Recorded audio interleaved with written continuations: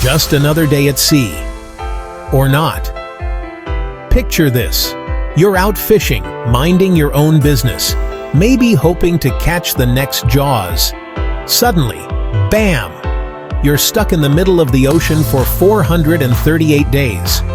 This is the real-life story of Salvador Alvarenga, the man who took gone fishing to a whole new level.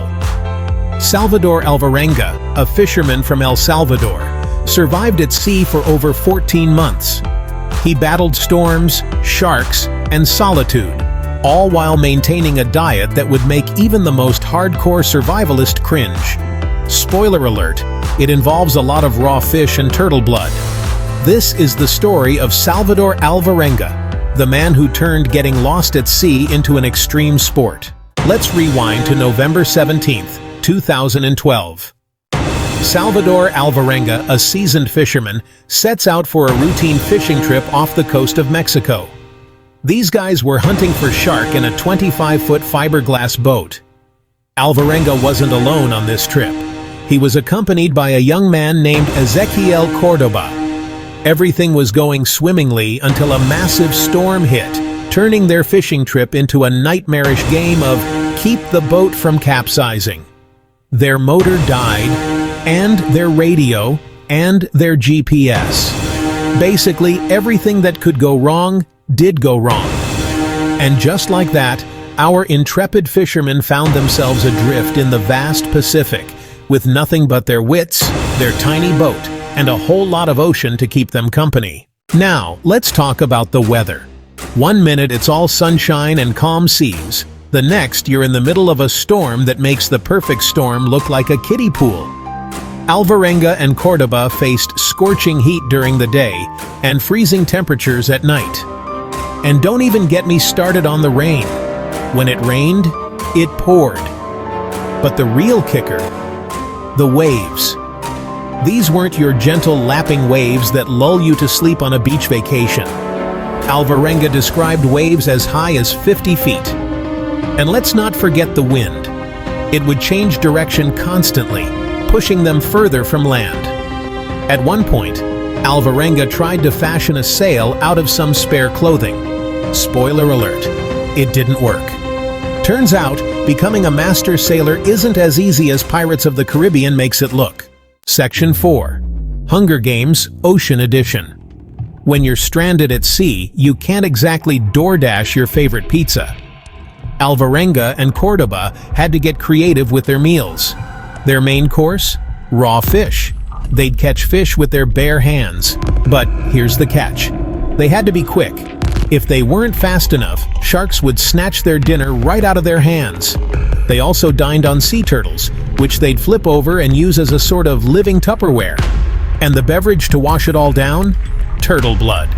When they weren't channeling their inner Bear Grylls, they had to deal with long periods of no food at all.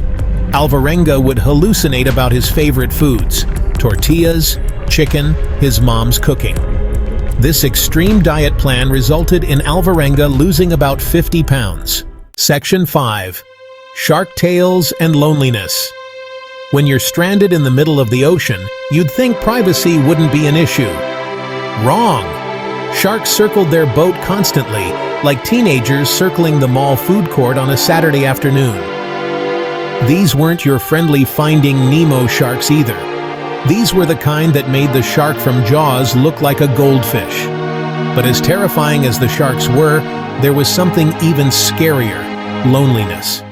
Imagine being stuck with only one other person for company, 24/7, with no Netflix, no social media, not even a book to read. Tragically, Cordoba didn't make it. He died after about 4 months at sea, leaving Alvarenga truly alone.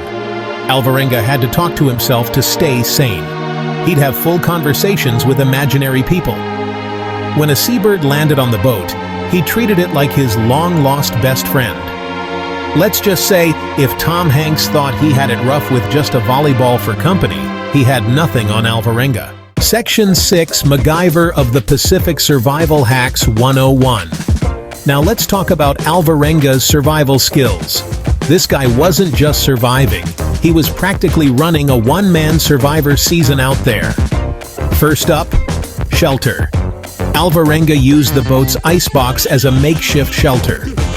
But the real MVP of this survival story? The plastic bottles. Alvarenga collected every bottle he could find floating in the ocean.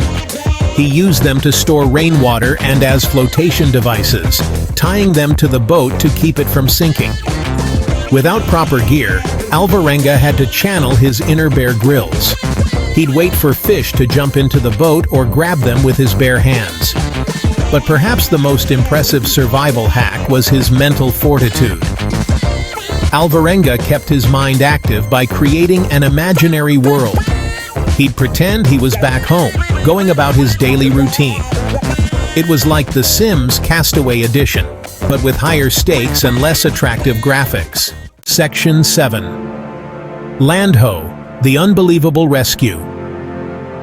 After 438 days of this nautical nightmare, just when Alvarenga had probably resigned himself to becoming the Pacific's most pruny permanent resident, the impossible happened. Landho. On January 30th, 2014, Alvarenga's boat washed up on the shore of the Marshall Islands. Picture this. You're a local on this tiny Pacific island, probably just chilling on the beach, when suddenly a wild-looking man with hair longer than Rapunzel's and a beard that would make ZZ Top jealous comes stumbling out of a beat-up boat. Alvarenga's first words upon reaching land? Hola. Because even after 14 months at sea, good manners don't go out the window. The locals, understandably freaked out, called the police. But here's the kicker. When Alvarenga was finally rescued and his story hit the news, many people didn't believe him. They thought it was impossible to survive that long at sea. Some even suggested he was a cannibal. But Alvarenga stuck to his story, probably thinking, "Trust me, if I could have made this up, I would have included a lot more pizza and a lot less turtle blood." In the end, Alvarenga's incredible tale of survival teaches us a lot about human resilience.